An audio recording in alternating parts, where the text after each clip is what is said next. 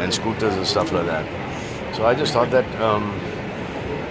instead of people racing on the roads, they should have tracks to race on. And I don't think this is a niche sport. I just think that there's no infrastructure, there's no league. So now we have a league and now we have the infrastructure. So all the guys riding on the streets, racing on the streets, have a chance to come and race in these leagues. Okay, my last question. Your film Battle of Elkan is coming, and we have seen how you have trained for it. It looks amazing and you look fantastic in it. Thank you. I really appreciate that. And tell me a little more about it. When it's releasing, we are really excited about it. Time. We start shooting now, in another 10 days, and then it'll release. This will be a quick release. I hope it's it's an intense one. It's looks intense. It's a difficult one. As humanly, it's difficult to do a film like that because high altitudes, hand-to-hand action, raw, brutal action in the Thanda Pani of Leh Ladakh. You are used to Thanda Pani. Huh? Yeah. But not so Thanda. Thanda Pani, peene ke liye. Yeah, you'll be in the water for about 8 days. Wow. Yeah, in that ekdam taza snow melting pani that's coming in the river and action in that. So that was challenging. No, that will be challenging. Yeah. I'm dreading it, but I will do it. Thank you so much for talking to us. Welcome. So, sir, your work is heavily rich in impeccable artisanship and craft, I must say. And recently with the whole Prada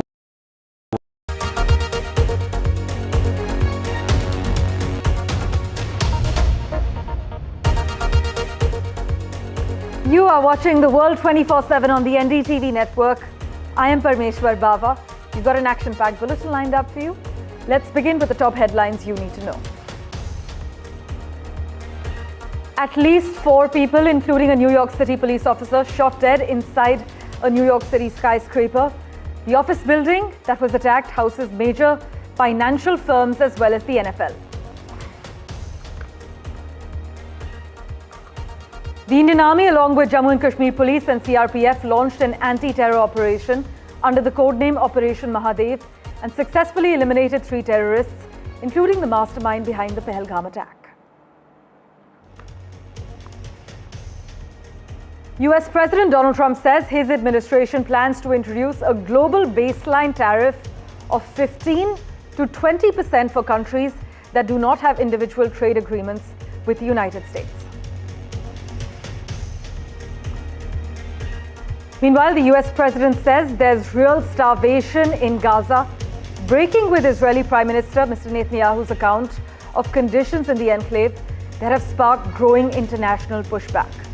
Trump says the children in Gaza look very hungry and suggested that Israel may have to take a different approach to the territory.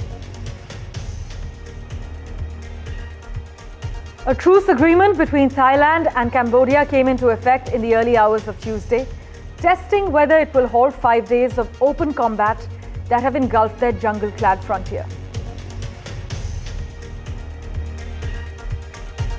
And 19-year-old Divya Deshmukh beat 38-year-old Koneru Hampi in an all-Indian final to become the first Indian champion of the FIDE Women's Chess World Cup.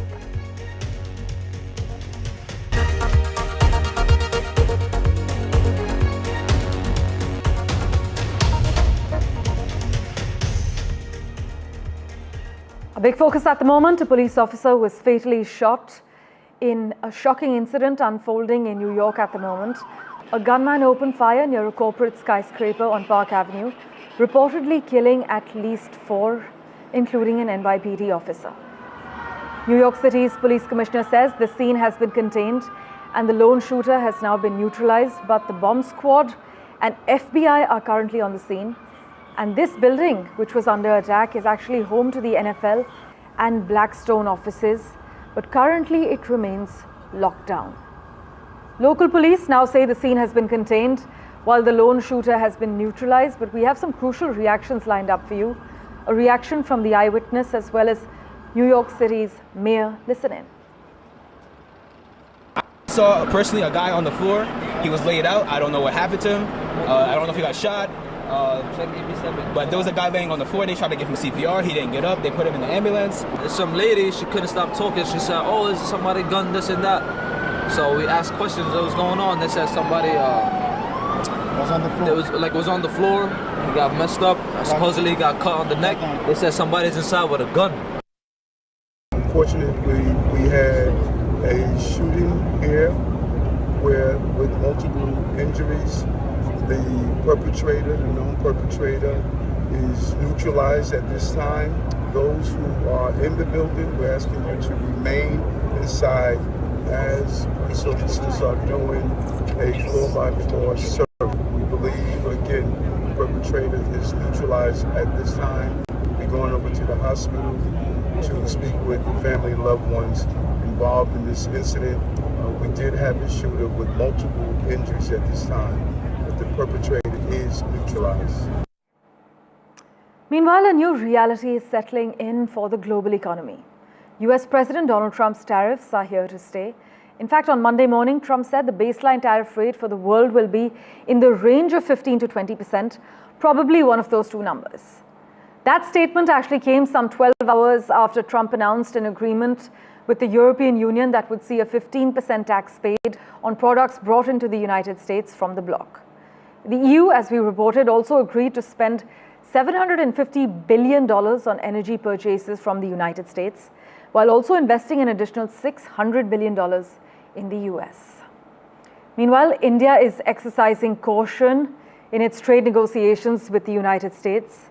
This careful approach stems from complications in America's recent agreement with Japan, alongside ongoing difficulties in finalizing deals announced by President Donald Trump with Indonesia and Vietnam.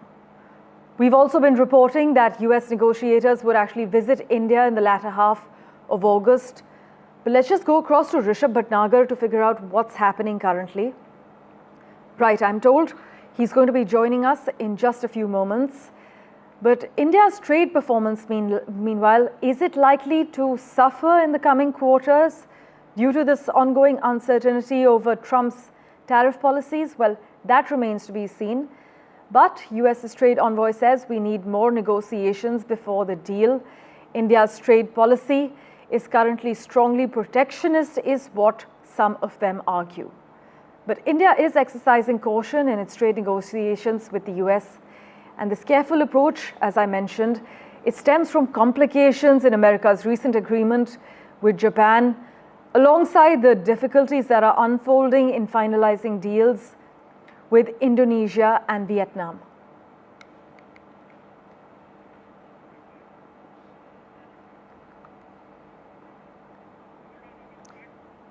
Meanwhile, top US and Chinese economic officials met in Stockholm for more than 5 hours of talks aimed at resolving long-standing economic disputes at the center of a trade war between the world's top two economies, seeking to extend a truce by 3 months.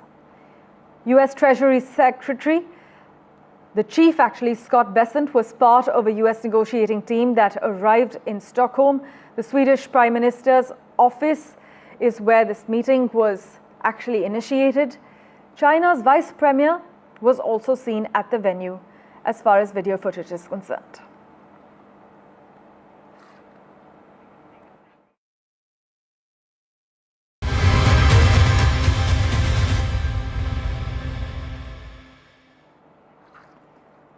Moving on, as Defence Minister Rajnath Singh began the Operation Sindoor debate in Parliament, security forces scored a massive win by gunning down 3 Pakistani terrorists in an encounter near Srinagar. In fact, 2 of them involved in the Pahalgam attack, in which 26 civilians, innocent civilians, were murdered in cold blood. Suleiman Shah, a Lashkar-e-Taiba terrorist, was identified as the mastermind of the 22nd April terror attack that shook the nation. Security sources have confirmed that he was actually among the terrorists killed in the encounter. But the security action, codenamed Operation Mahadev, took place after intelligence inputs and technical surveillance suggested that there was terrorist movement in the area.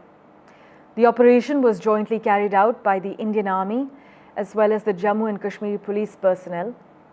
And during the encounter, the security forces also recovered arms and ammunition from the site where the terrorists were found. You must note that sources say that Operation Mahadev is part of a broader effort to eliminate sleeper cells and terrorists which have infiltrated into the Kashmir Valley.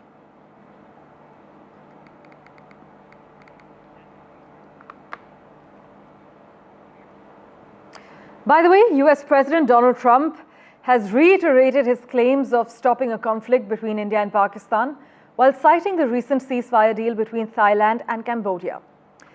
The remark came even as External Affairs Minister Dr. Jaishankar in Parliament said there was no US involvement in the ceasefire between our two countries. Trump, though, said there would be 6 wars going on globally if he wasn't around, adding he also helped end the conflict between India and Pakistan. But like I mentioned earlier in the day, though, Dr. Jaishankar had categorically denied Trump's claim of intervening in the India-Pakistan conflict and using trade offers to make the two countries reach a ceasefire understanding.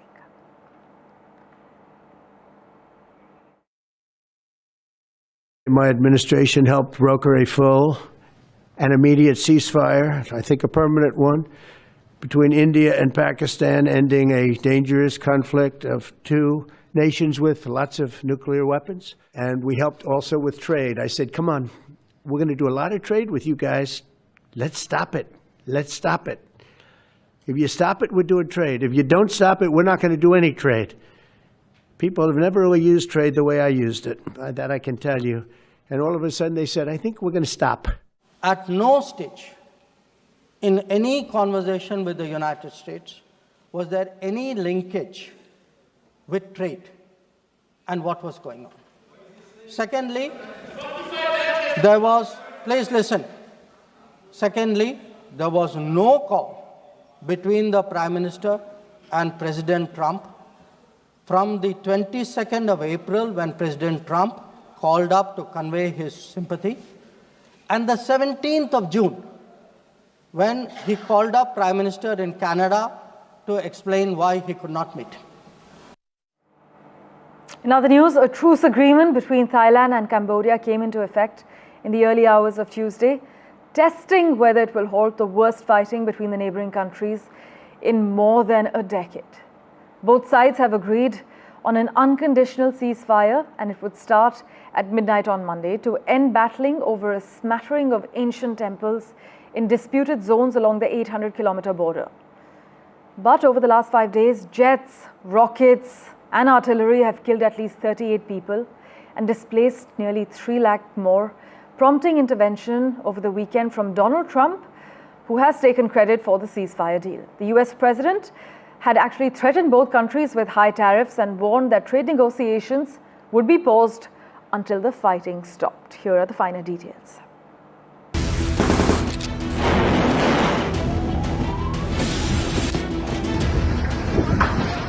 After almost 5 days of deadly clashes along the Thailand-Cambodia border, a fragile calm settles over Southeast Asia as the neighbors agreed to a ceasefire on Monday.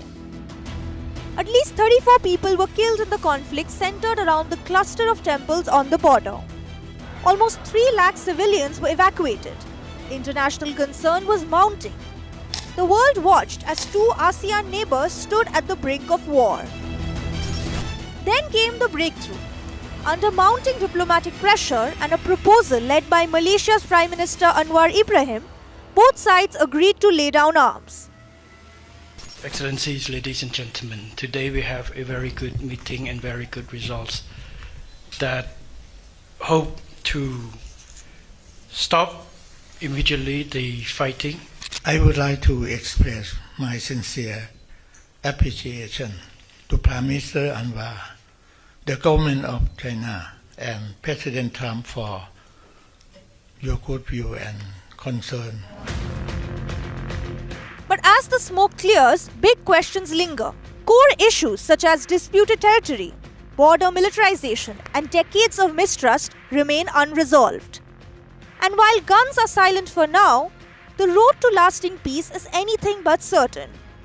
The big question is, will diplomacy hold? Or is this just the eye of a bigger storm? Southeast Asia holds its breath, and the world watches with it. With Vishal Vivek, Bureau Report for NDTV. For a quick update on whether the ceasefire is holding, Amit Khanna joins us live from Bangkok at the moment. Amit, thanks so much for your time. The Thailand and Cambodia ceasefire has come into effect, but opposing military chiefs are also expected to meet today? The ceasefire was announced yesterday, but there has been a allegation of ceasefire violation from the Thai side, and there has been a fierce gun battle till 5 a.m. this morning. Right. Meanwhile, what are you picking up from experts who've been tracking the border dispute? Is this ceasefire likely to hold? No, absolutely. So there have been confirmed reports that now the firing from the both sides have stopped. Okay, right. That is a positive update coming in as far as this border dispute is concerned, because over the last 5 days, 38 people have lost their lives. Some argue that the truce actually reflects the influence of external powers, meanwhile, in Southeast Asia. Amit, thanks so much for joining us. We'll, of course, revert to you for regular updates. US President Donald Trump, meanwhile, says there is real starvation in Gaza, breaking with Israeli Prime Minister Mr. Netanyahu's account of conditions in the enclave that have sparked growing international pushback. Trump says the children in Gaza look very hungry. In fact, if we can just pull out the latest visuals, Trump has also suggested that Israel may have to take a different approach to the territory. Condemnation also grew within Israel, where more prominent figures are speaking out against the military's actions. Two leading Israeli human rights groups accuse the country of committing genocide. For Trump, the moment, though, presents a test of his foreign policy and will also determine whether Washington still intends to take a leading role among nations in confronting this humanitarian crisis and the humanitarian effects of war, experts are arguing. Just listen in to Trump's latest remarks. Well, I want them to make sure they get the food. I want to make sure they get the food, every ounce of food. I think you want the same thing. Meanwhile, Donald Trump has also said he would shorten the deadline for Russia to reach a ceasefire deal with Ukraine. Trump last month had given Moscow 50 days until the 3rd of September to end the war, but he now plans to reduce that timeline to 10 to 12 days. And Trump has threatened sanctions on Russia and secondary tariffs on its trading partners if no deal is reached, and penalties that could further imperil the Russian economy and derail Washington's trade negotiations with India and China. Trump's remarks, which were met with hope in Ukraine, reflect his growing frustration with Vladimir Putin. In fact, some experts say that they have conversations and then people die the following night with a missile going into a town. So let's wait and watch what happens to this 10 or 12 day timeline. Any questions? Mr. President, on Gaza, earlier you said that you were going to change the deadline from 50 days. Yeah, I'm going to make a new deadline of about 10 or 12 days from today. There's no reason in waiting. There's no reason in waiting. It's 50 days. I want to be generous, but we just don't see any progress being made. News and updates continue in a moment right here on NDTV. See you in a second.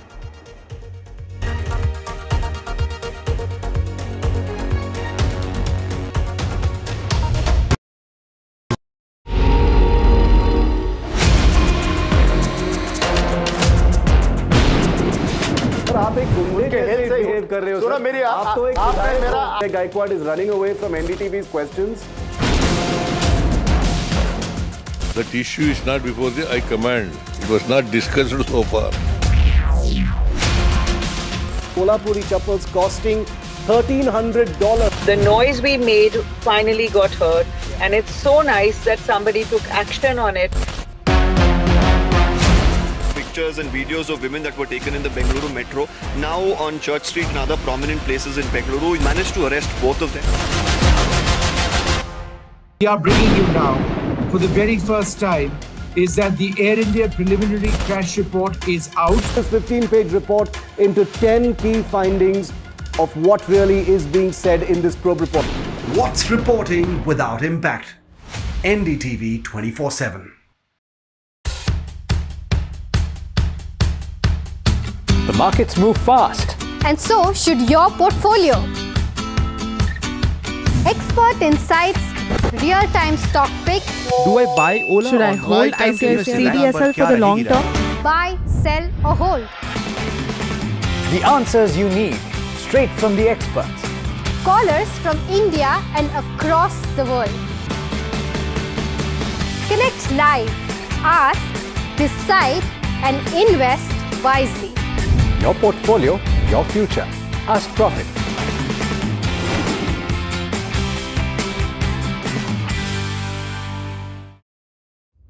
Vanakkam Tamil Nadu. Now the battle for Tamil Nadu 2026 is open now. After Chief Minister Stalin rolls up his sleeves and Vijay steps in as a star challenger. This is a mass gathering, not for cash. Meanwhile, a former Chief Minister, Edapadi Palanisamy, begins his fight back. The big comeback campaign by EPS has well and truly begun. These are all the ultimate players, and this is going to be the ultimate test.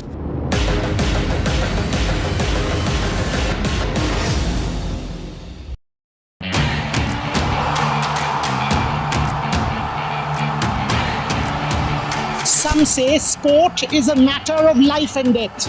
The truth is, it is far more serious than that. Sport is about ecstasy and agony, about pain and suffering, about joy and much more. Some say there's no one better to tell these stories. So here I am. Join me, Boria Majumdar, on India's #1 news network.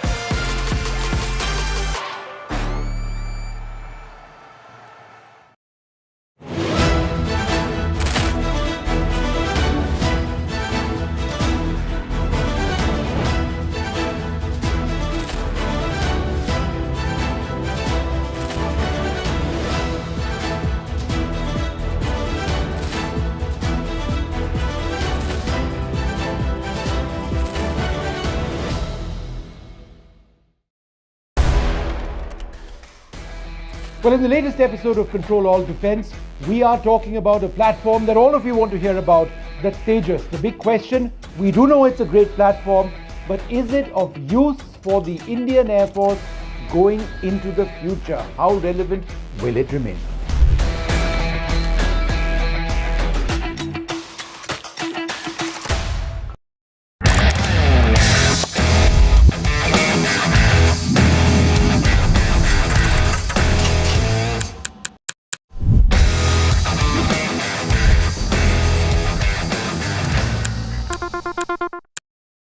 Is your business future ready? Join the 13-week strategic ESG certification program for business sustainability and growth for CXO and business leaders by NDTV. Terry.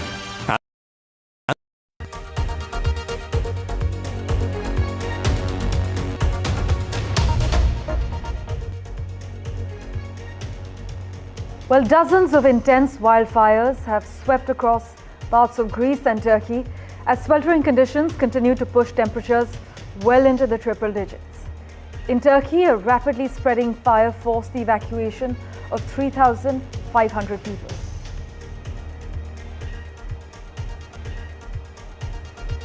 US President Donald Trump faced a fresh blast of questions over his involvement with the Epstein files during a joint press conference with UK Prime Minister Sir Keir Starmer at the Trump Golf Resort in Scotland.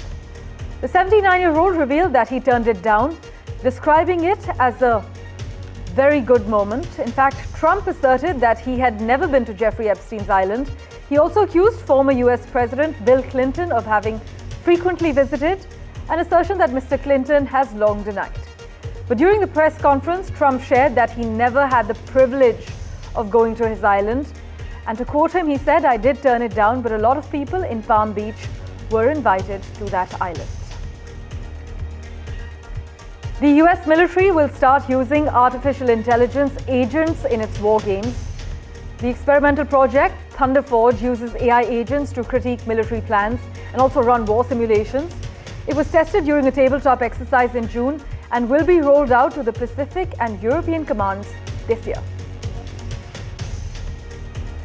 Meanwhile, New York's Indian origin mayoral frontrunner Zoran Mamdani reportedly celebrated his recent marriage to Rama Dwaji with a 3-day lavish bash at his family's sprawling compound in Uganda. The celebrations held at their family estate were a heavily fortified affair, complete with armed military-style guards and masks, a phone jamming system and multiple security gates, as reports have highlighted. But Zohran Mamdani is now being slammed for this lavish wedding with masked guards and jammers. Many are mocking him as the man of the people, while others are criticizing Mamdani's privilege in the East African country, and some also call him a peak champagne socialist. In other news, Samsung has agreed a $16.5 billion deal to manufacture artificial intelligence chips for Tesla in a move hailed by Elon Musk. The South Korean tech company announced the contract with an unnamed client in a regulatory filing, with Tesla's chief executive giving further details on his social media platform X. In fact, Musk wrote that Samsung would produce Tesla's next-gen AI chips at a new plant in Texas. Moving on, East Asia is deepening efforts to incentivize having children. China has just launched its first nationwide childcare subsidy program, offering families about $500 annually for each child under 3 as part of a broader move to address declining marriages and also fertility rates.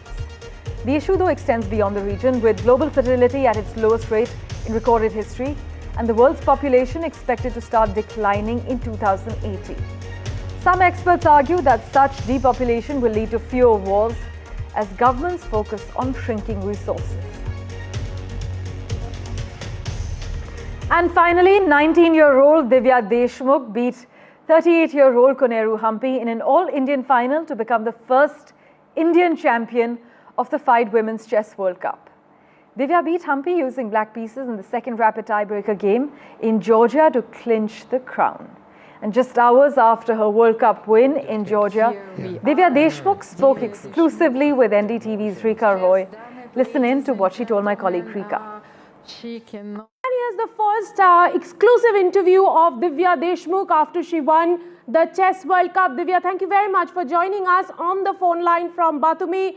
Give us your first reaction, please. I am very happy and I'm very relieved that I got my Grandmaster title. There are only 4 women in India who are Grandmasters. Do you have an idol? I think there are a lot of things to look up to from a lot of people. I don't have anyone specific in my mind right now.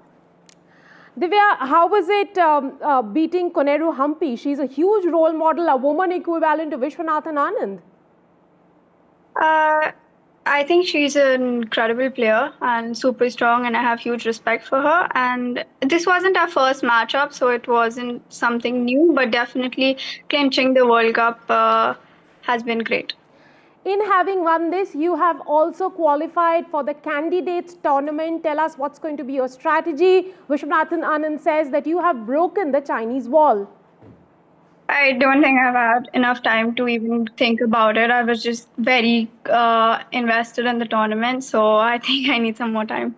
Right, I do understand you will need some time to soak in this moment. But before I let you go, one fun thing we saw about you is the nail art. We've seen Mary Kom, we've seen PV Sindhu. What is your about, if you could tell our viewers? There's nothing much really. It's just a chessboard on the nail. Very interesting, Divya. I know you're in a hurry. I'll let you go and pick up your World Cup medal, the maiden World Cup medal for India in the Chess World Cup. Divya Deshmukh has become the 88th Grandmaster of India and only the 4th woman. Thank you so much for investing your time and watching this edition of The World 24/7. As always, we'll keep tracking the latest for you. Do stay tuned.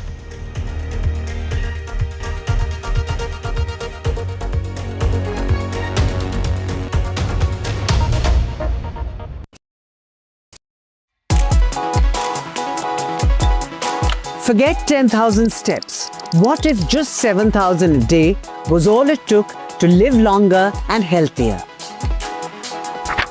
A major new study published in the Lancet Public Health has found that walking around 7,000 steps a day is strongly associated with better health and a lower risk of dying early. Researchers analyzed data from over 160,000 adults and found that people who walk approximately 7,000 steps a day had significantly lower risks for a wide range of chronic diseases.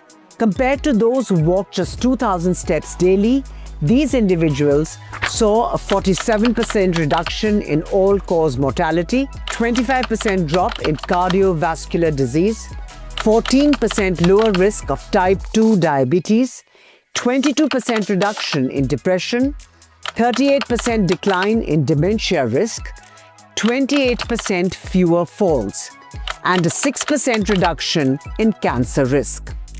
Unlike earlier studies that mostly focused on heart health or death rates, this is the first major research effort to comprehensively examine the impact of daily steps on multiple health outcomes. The review included 57 studies, of which 31 were analyzed in detail through meta-analysis, making this the most extensive data set to date on how walking affects health. Interestingly, the study also shows that even 2,000 steps per day provides better health outcomes than being inactive. While benefits for some conditions like heart disease continue to rise beyond 7,000 steps, for most other outcomes, the gain started to plateau after this point.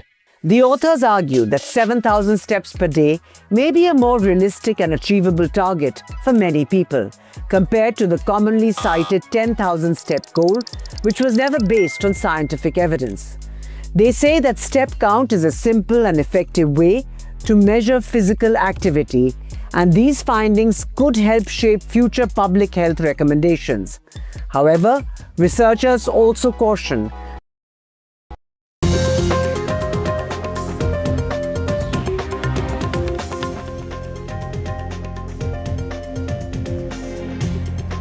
A very good morning. This is The Breakfast Show. You're watching NDTV 24/7. I'm Divya Deshmukh. We have a whole lot lined up for you, including Operation Sindhu's debate to resume today at 12 noon in the Lok Sabha. It's going to be Amit Shah who's scheduled to address the House after Amit Shah slammed the opposition in the Parliament yesterday during the debate on Operation Sindhu, asking, will you not believe your own foreign minister? This is, of course, after it was S. Jaishankar talking about the claims that were being made by Donald Trump to putting an end to the war between India and Pakistan. But it is Defence Minister Rajnath Singh who is said to open the Operation Sindhu discussion in the Rajya Sabha this afternoon. Moving on to some headlines before we get you details of the debate of Operation Sindhu. Row over India-Pakistan Asia Cup match. It is OAC who has gone on to slam in fact, the central government saying when Pakistan's aircrafts aren't allowed into our airspace, boats aren't allowed to come into our waters, trades ended. How will you play a cricket match between India and Pakistan? Blood and water will not flow together is what has been said. Then why will you play a cricket match? And that his conscience will not allow him to watch that match.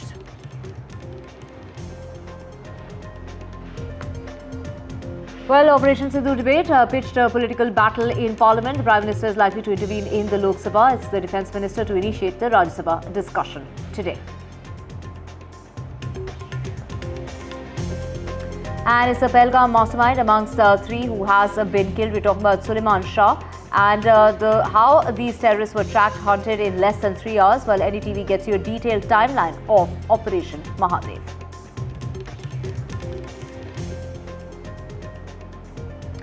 4 people have been killed in central Manhattan, including a New York Police Department officer. The lone shooter has been neutralized.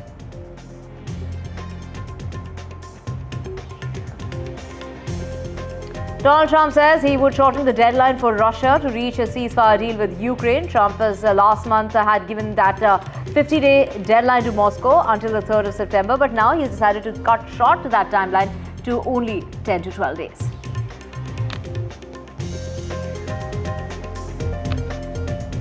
19-year-old Divya Deshmukh has beaten 38-year-old Koneru Humpy in an all-Indian final to become the first Indian champion of the FIDE Women's Chess World Cup.